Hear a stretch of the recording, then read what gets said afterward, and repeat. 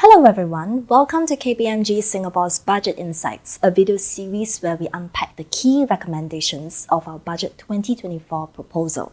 My name is Xin Yi and today we will be tackling a topic that is top of mind for many businesses, talent. What does it take for companies to attract them, retain, and get them ready for a future that's ever-changing? With me today are KPMG in Singapore's Managing Partner Lee Sze Yeng and Murray Sarelius, Head of Personal Tax and Global Mobility Services Tax. Welcome to the show, Sze Yeng and Murray. Thanks very much. Great to be here. Hi, everyone. The talent landscape is getting complex. We've been through the Great Resignation, and right now we are seeing the global battle for talent reach fever pitch. As Singapore navigates various challenges, what can the country do to help businesses invest meaningfully in their workforce and facilitate their talent needs? Businesses are confronted with many challenges.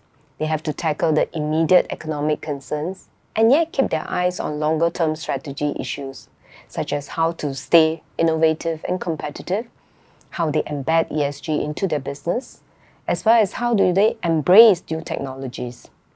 And with this, we are seeing more CEOs shifting their priorities towards upskilling and reskilling their workforce, making sure that their talent remains relevant and educated. And this will not only benefit Singaporeans. If you think about it, it does help Singapore to achieve its economic ambitions and boost our status as a global talent hub. And I hope the upcoming budget can do more to support companies and individuals to prioritize upskilling for the future economies. The measure should ensure that learning remains accessible and affordable. And this can take the form of doubling the course fees cap relief to $10,000. Thank you, Sze Yeng. Yes, indeed, in uncertain times, cost is definitely one of the factors. And many businesses have also said that they're looking for further government support on this in the upcoming budget. Murray, from a tax perspective, what are some of the measures that we can look at to ease talent costs? The first thing that's important is that tax shouldn't dominate commercial decisions. So it's important that we have tax get out of the way, that it should support the decisions, but not act as a barrier or a distraction. Secondly, a lot of companies are starting to look to equity compensation as a way of attracting talent, remunerating people, and also aligning staff interests with those of the shareholders and other stakeholders. So if we combine those 2 points, we believe it's important to have clear rules that make an employer indifferent whether they provide cash remuneration or equity compensation to staff. And to do this, we're proposing that company tax rules should provide a clear deduction for equity-based remuneration, regardless of whether the shares that are given to staff are fresh issue of shares or treasury stock. Thanks for sharing, Murray. Singapore's success hinges on its ability to uplift enterprises to meet emerging business needs, such as ESG.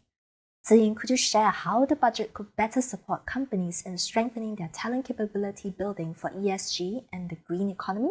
With the transition to a green economy, businesses must invest in tools and training to upskill their people.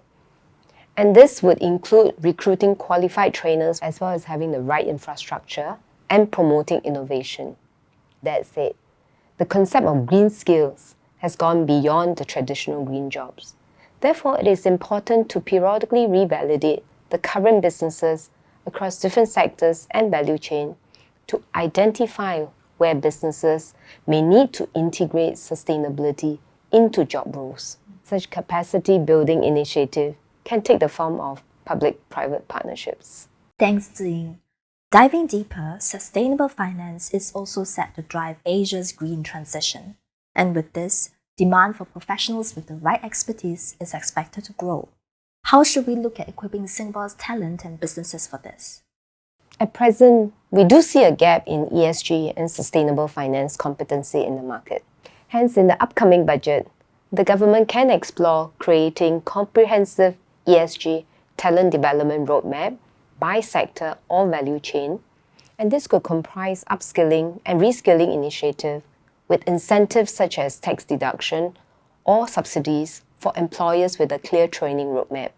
It is also important to be open to foreign talent in selected areas that we are building capabilities as well as where we have immediate gaps.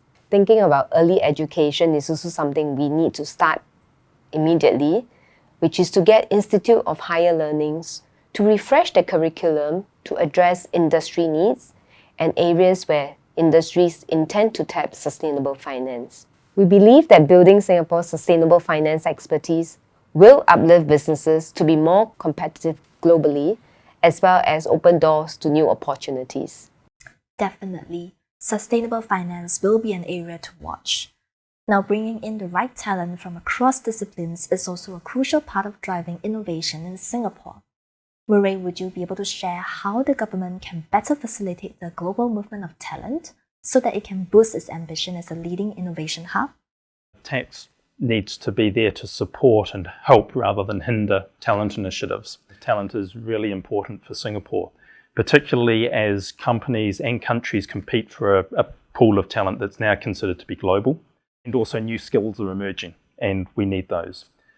As we compete for that talent, we have to attract new skills into Singapore, as well as being able to export people to gain new experience, gain new skills, and then bring them back. Tax gets more complicated as soon as you move people across borders.